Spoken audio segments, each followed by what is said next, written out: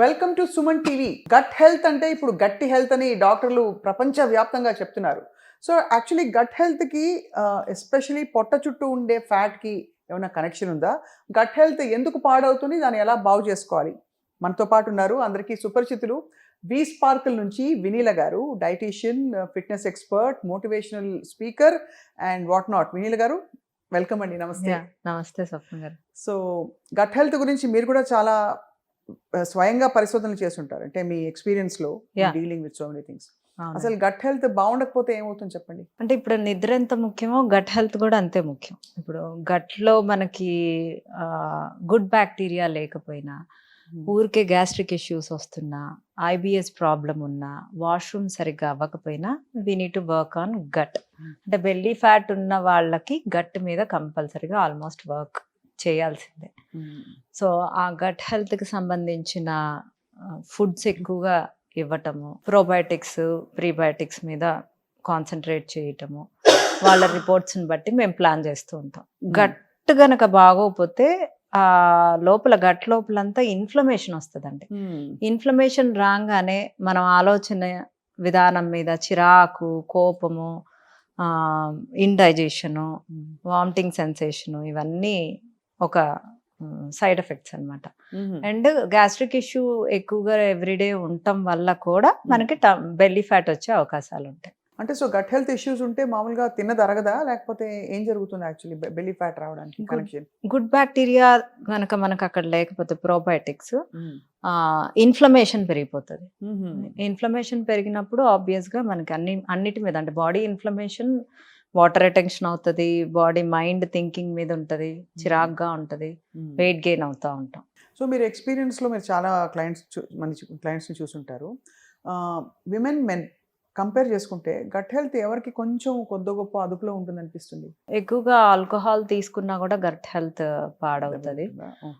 అది మనం you can't measure, అంటే లేడీస్లోనా జెంట్స్లోనా అనేది. బట్ గట్ హెల్త్ ఆల్మోస్ట్ అందరికీ తక్కువగానే ఉంది ఈ రోజుల్లో మనం తినే ఫుడ్స్కి. వీఆర్ నాట్ టేకింగ్ అన్ని మనం కేటగరైజ్ చేసుకొని తీసుకోము. గుడ్ ఫుడ్స్నే తీసుకోవాలని లేదు. మనకుండే వెరైటీస్కి processed foods, ultra processed foods, means sugary foods, ఇవన్నీ ఎక్కువ తీసుకోవటం వల్ల మన గట్ హెల్త్ మీద పడుతుంది. సో ఎక్కువ అంటే మీరు ఒక బెంచ్ మార్క్ పెట్టుకుని మీ క్లయింట్స్కి ఇస్తారు కదా అడ్వైజ్. నేను చాలామంది చెప్పగా విన్నాను, నువ్వు 3 మీల్స్ తింటే రోజుకి 2 మీల్స్ బాగా తిను, ఒక మీల్ కొంచెం అటు ఇటైనా పర్లేదు. సో వినీల గారి అడ్వైజ్ ఏమిటి? మనం చేసే పనిని బట్టి మనం ఎన్ని క్యాలరీస్ తీసుకోవాలి, మన మెయింటెనెన్స్ క్యాలరీస్. ఈ రోజుల్లో మనం ఏమి పనులు చేయము, నడము, వర్కౌట్స్ లేవు, మన బాడీ మెటబాలిక్ రేట్లు లో ఉంటున్నాయి. ఆ మెటబాలిక్ రేట్లు కూడా మనమే పాడు చేసుకుంటున్నాము. Because we don't do exercise, we don't do much fastings. అవును. సో మెటబాలిక్ రేట్ లో ఉన్నప్పుడు మనం తీసుకునే క్యాలరీస్ని ఇంకెంతకంటే తినకుండా ఎలా ఉండను అంటే, మీ పూర్ మెటబాలిక్ రేట్ ఉన్నప్పుడు మీరు అన్ని క్యాలరీసే తీసుకోకపోతే you will increase your weight. అంతే కదా. అండ్ మీరు షుగర్, ఇప్పుడు చాలా మంది చిప్స్, జంక్ ఫుడ్ తింటూ నాకు ఇంకా ఆకలేస్తుంది అని తింటా ఉంటారు. అంటే అవి తక్కువ తినాల్సినవి తింటే ఆకలేదు. అది అందరం చెయ్యం కదా, అదే కదా మెయిన్. టేస్టీ ఫుడ్స్ అన్ని ప్రాసెస్డ్ ఫుడ్స్లోనే ఉండటం వల్ల అందరూ దానికే అట్రాక్ట్ అవుతున్నారు. సో అందుకనే నా ఫుడ్స్, ఎస్పెషల్లీ నా డైట్లో వంటకాలన్నీ ఆల్మోస్ట్ బాగుంటాయి. సో వంటకాలన్నీ రెసిపీలు మీరే చెప్తారు? నేనే చెప్తాను. సో యాక్చువల్లీ అందరికీ ఆలోచన రాదు. నాకెందుకో మైండ్ బాగాలేదు, మూడ్ ఆఫ్లో ఉన్నాను, లేదు గ్లూమీగా ఉంది, నిద్ర వస్తుంది, లేదు పొట్ట చుట్టూ నాకు ఎందుకు ఇంత వెయిట్ వచ్చేసింది, బట్టలు సరిగ్గా పట్టడం లేదు అన్నప్పుడు, అరే నా గట్ హెల్త్ బాగాలేదులే అని అనిపించదు. సో గట్ హెల్త్ బాగాలేదు అనడానికి ఒక 3-4 సిమ్టమ్స్ చెప్పండి. హెడేక్ వస్తుందండి. ఓకే. కొంచెం నాజియాగా ఉంటుంది, చిరాగ్గా ఉంటుంది, కింద పార్ట్ ఎప్పుడు ఏదో ఉబ్బినట్లు ఉంటుంది. ఓహో, ఇక్కడ పైన కాదు, కింద.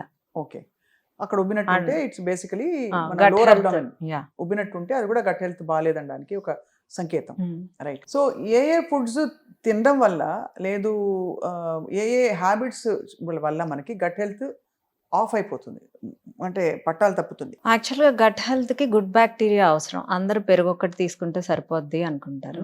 యాహ్! యూ కెన్ కాంజీ అని ఉంటుంది. అంటే బీట్రూట్ కట్ చేసి కొంచెం ఆవాల పొడి వేసి చక్కగా వాటర్ పోసి ఒక 24 అవర్స్ ఫర్మెంట్ చేసేసి అది ఒకరోజు పెరుగు అలా తీసుకుంటా ఉంటే ఫర్మెంటెడ్ వెజిటబుల్స్ అంటే ఒక స్పూన్ వెనిగర్ వేసి కూరగాయలు కట్ చేసేసి అన్ని కూరగాయలు మిక్స్డ్ వెజిటబుల్స్ నిమ్మకాయ పిండి చక్కగా అది కూడా 24 అవర్స్ ఫర్మెంట్ చేసేసి అది సలాడ్ కింద తినటం వల్ల కూడా గట్ హెల్త్ బాగోతుంది. ఒకరోజు కాంజీ, ఒకరోజు పొద్దున్నే సద్దన్నం తింటాం చూడండి పెరుగు వేసి ఒకరోజు గెంజి అంటే మనం జస్ట్ గెంజి వంచుతాం కదా, ఆ గెంజి రాత్రి బయట పెట్టేసి పొద్దున్నే తీసుకోవచ్చు. అది తీసుకున్న దాంట్లో కొంచెం అన్నం వేసుకొని తాలింపు వేసుకొని తీసుకోవచ్చు. అది ఒకరోజు ఈ ఫర్మెంటెడ్ వెజిటబుల్స్ ఇది ఒకరోజు తీసుకుంటే సరిపోతుంది. రోజు పెరుగు మజ్జిగ తీసుకోవటం వల్ల సరిపోతుంది అనుకోకుండా మనం గట్ హెల్త్ బాగా అవ్వాలి కాబట్టి ఈ డిఫరెంట్ వెరైటీస్ ప్రోబయోటిక్స్ మనం పెట్టచ్చు. అండ్ పికిల్స్ లో కూడా ఉంటుంది. అంటే బట్ పికిల్స్ మళ్ళీ అంత మంచి మనం అంత ఎక్కువగా కన్స్యూమ్ చేయలేము. బటర్ మిల్క్ కానీ పెరుగు కానీ కాంజీ కానీ ఫర్మెంటెడ్ వెజిటబుల్స్ కానీ ఒక బౌల్ కూడా చక్కగా తినొచ్చు మనం తినే ప్రతి మీల్ కి ముందు. రైట్. అంటే పెరుగు మజ్జిగలో ఇంకొక కన్సర్న్ ఏంటంటే డైరీ సోర్స్ కూడా మనకి ఇప్పుడు చాలా పెద్ద క్వశ్చన్ మార్క్ గా మారింది. చాలా మందికి పడవండి, పాల పదార్థాలు ఎక్కువ పడవు, అందరికీ తెలియదు. సో అలాంటప్పుడు మనం కొబ్బరి పాలతో పెరుగు, వాల్నట్ మిల్క్ తో పెరుగు, రాగులు పాలతో పెరుగు నా డైట్ లో కూడా ఉంటాయి. అంటే అది తోడుకుంటుందండి. కొంచెం వేడి చేసి ఒక అవెన్ ఉంటే కనుక అవెన్ లో కొంచెం 2-3 పచ్చిమిర్చి కట్ చేసేసేసి అవెన్ లో పెట్టేస్తే అది చక్కగా తోడుకుంటది. సో ఇలా ప్రోబయోటిక్స్ రెగ్యులర్ గా తీసుకోవడం వల్ల గుడ్ బ్యాక్టీరియా పెరిగి బ్యాడ్ బ్యాక్టీరియా తక్కువ అవుతాయి. సో గట్ హెల్త్ ఇంప్రూవ్ అవుతుంది. గట్ హెల్త్ ఇంప్రూవ్ అవ్వాలి, రోజు ప్రోబయోటిక్స్ యాడ్ చేసుకోవాలి. ఓన్లీ పెరుగు తీసుకుంటేనే ప్రోబయోటిక్స్ పెరుగుతాయి అనేది రాంగ్. ఫర్మెంటెడ్ వెజిటబుల్స్, కాంజీ ఈ రెండు చాలా ఇంపార్టెంట్. రైట్.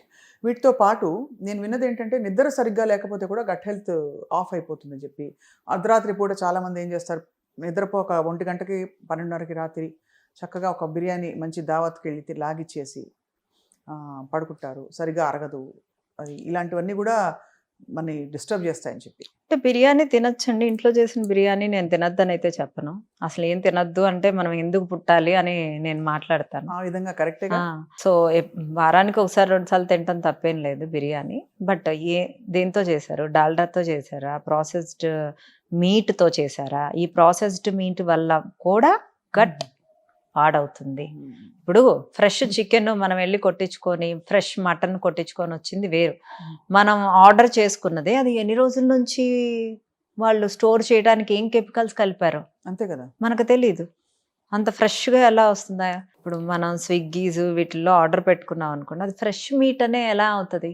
అందుకనే మీట్ తినాలి అనుకున్న వాళ్ళు వెళ్ళి చక్కగా తెచ్చుకుంటే అదొక హెల్దీ వే.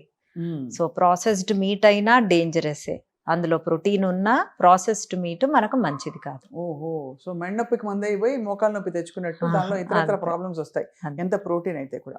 సో ఈ కంజీ ఇవన్నీ తాగడంతో పాటు మనకి యాపిల్ సైడర్ వినిగర్ చాలా విత్ మదర్ అనే ఉండే అది చాలా దాని గురించి ఎక్కువ చెప్తారు. ఏంటండి యాపిల్ సైడర్ వినిగర్ బెనిఫిట్స్ మీ ఎక్స్పీరియన్స్ లో చెప్పండి. అంటే అసలు వెనిగర్ పడే వాళ్ళకి అసలు చాలా వరకు ఇన్సులిన్ స్పైక్ అనేది లో చేసేయచ్చు. అసలు గట్టు కూడా చాలా బాగా అవుతుంది. ఏ మీల్ ముందైనా ఒక 1 అవర్ కానీ 40 మినిట్స్ ముందు 1 table spoon Apple cider vinegar mother ఒక గ్లాస్లో వేసుకొని తీసుకుని ఆ డే మొత్తం గమనించండి. పొట్ట డిస్టర్బ్డ్గా ఉందా ఆపేసేయండి, లేదు ఐఎమ్ ఫీలింగ్ హ్యాపీ అని అంటే you can continue for almost 2 to 3 months. మళ్ళీ 1 month బ్రేక్ ఇచ్చి మళ్ళీ 2 to 3 months.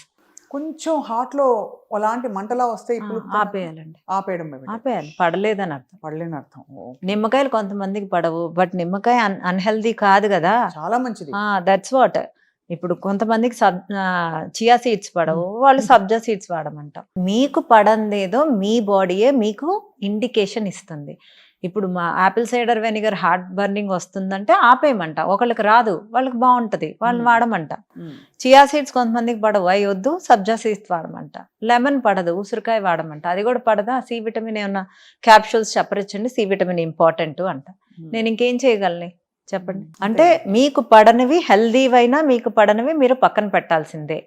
మీకు పడేవి ఏంటి అనే దానితోనే మనం మోడిఫై చేసుకుంటూ వెళ్ళాలి.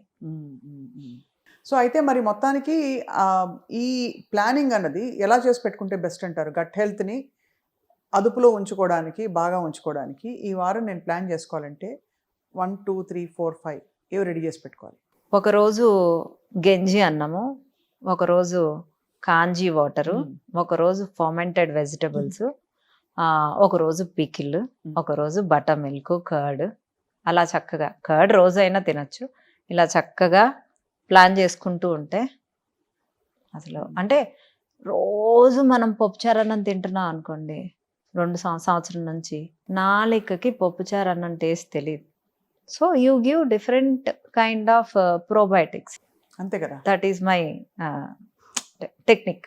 అదే టెక్నిక్. కొంచెం డిఫరెంట్ కైండ్స్ ఆఫ్ ఫుడ్స్ ఇవ్వడం వల్ల మనకి వెరైటీ ఉంటుంది, బాడీ కూడా రియాక్షన్. సో ఇది ఎన్ని రోజులు చేస్తే మనకి కొద్దో గొప్ప మనకి బాడీ మళ్ళీ అసలు ఎందుకు ఆపేయాలి అని ఆపక్కర్లేదు, బట్ మనకి మోటివేషన్ రావడానికి ఇంకా కొంచెం మీ ఫేస్ బాగుంటది, మీరు ఎనర్జీగా ఉంటారు, మీకు టమ్మీ తగ్గుతుంది, గ్యాస్ట్రిక్ ఇష్యూ ఉండదు, will feel happy. So that is what brain కూడా బాగా చక్కగా పనిచేస్తుంది, షార్ప్ గా పనిచేస్తుంది, బ్రెయిన్ ఫాగ్ అంతా పోతుంది. అలాంటప్పుడు వాల్నట్ మిల్క్ తీసుకుంటే మంచిది, బట్ కౌంట్ ద క్యాలరీస్. అంతే, వాల్నట్ మిల్క్ లో క్యాలరీస్ ఎక్కువ ఉంటాయండి. డ్రై ఫ్రూట్స్ అండి, అయినా కూడా ఆల్మండ్ మిల్క్ తక్కువే ఉంటుంది కదా? లేదు, ఎక్కువే ఉంటాయి. ఉంటాయి. సో మరి ఆల్మండ్ మిల్క్ లాటే తాగితే కాఫీ, సో ఇట్స్ ఆల్మోస్ట్ అంతే క్యాలరీస్ వస్తాయి మనకి. హై ఇన్ క్యాలరీస్ అండి డ్రై ఫ్రూట్స్ అండి. ఇంకా లాస్ట్ ఆఫ్ కోర్స్ ఈ క్వశ్చన్ గట్ హెల్త్ గురించి తప్పకుండా అడగాలి. కాఫీ, టీ ప్రభావం గట్ మీద ఎలా ఉంటుంది? బికాస్ చాలా మందికి తేనుపులు వస్తాయి, కాఫీ తాగగానే కొంచెం బర్నింగ్ వస్తుంది. చాలా మందికి అసలు 2 cups బ్లాక్ కాఫీ అద్భుతం అని చెప్పి కొంతమంది పెద్ద పెద్ద డాక్టర్లు చెప్తున్నారు. సో ఏంటి అసలు ఈ కనెక్షన్ ఏమిటి? దాన్ని మనం లాక్టోస్ ఇంటాలరెన్స్ ఇది అందరికీ తెలిసిన విషయం. మనకు బేబీ పుట్టినప్పుడు కూడా మనకు ఒక 2 సంవత్సరం రోజులు పాలు వస్తాయి, తర్వాత ఎందుకు ఆగిపోతాయి? బేబీకి పాలు అవసరం లేదు. కాల్షియం మీకు రాగుల నుంచి, నువ్వుల నుంచి, పెరుగు నుంచి కూడా వస్తుంది. పెరుగు కూడా పర్లేదు. సో మీకు ఇన్ని రకాల కాల్షియం సోర్సెస్ ఉంటున్నప్పుడు మీరు పెరుగు పాల మీద ఏమీ ఆధారపడక్కర్లేదు. చాలా మందికి ఆ బర్నింగ్ వచ్చినా వాళ్ళు పట్టించుకోరు, ఆ కాఫీ తాగిన ఆనందంలో. వాళ్ళు బ్లాక్ కాఫీకి షిఫ్ట్ అయిపోయి ఆ కెఫిన్ కావాలి అనుకుంటే మిల్క్ అవాయిడ్ చేయాలి. వాళ్ళకి తెలియకుండా హిడెన్ గ్యాస్ట్రిక్ ఇష్యూ ఉంటుంది.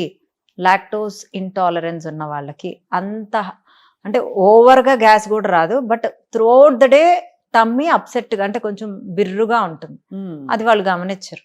నాకు గ్యాస్ట్రిక్ ఇష్యూ ఉంది, అసలు గ్యాస్ట్రిక్ ఇష్యూ దేని వల్ల వస్తుంది అనేది మిమ్మల్ని మీరు గమనించుకోవాలి. ఓహో, అంత శ్రద్ధగా చూస్తేనే, అంటే టెంప్ట్ అయిపోకూడదు ఫుడ్ చూడగానే, అది అప్పుడు తెలుస్తుంది మన బాడీ దేనికి స్పందిస్తుంది అని చెప్పి.